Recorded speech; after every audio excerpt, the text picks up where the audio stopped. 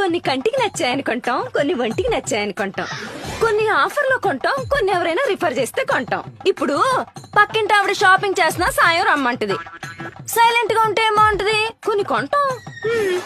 ఎవరో చీరలు కొట్టేటం ఓపెనింగ్ కి రమ్మంటారు. ఊపుకుంటొస్తే ఏమంటది? కొన్ని కొంటాం. ఆ మొన్న మన కాలనీ కమ్యూనిటీ హాల్లో ఎగ్జిబిషన్ పెట్టారు. వంట చేసేసి ఓ చూపు చూద్దామని వెళ్ళాం. కౌంటర్ లో చీప్ గా చూస్తే కొన్ని కొన్నాం. ఇది ఓన్లీ లోకల్. అంటే ఎస్టీడీ కూడా ఉందా? ఆ కేరళ ట్రిప్ కి వెళ్ళాం. గుర్తుగా ఏదో ఉండాలి కదా. కేరళ చీరలు కొన్నాం. కంచికి వెళ్ళాం. పట్టు చీరల సంచితో వచ్చాం.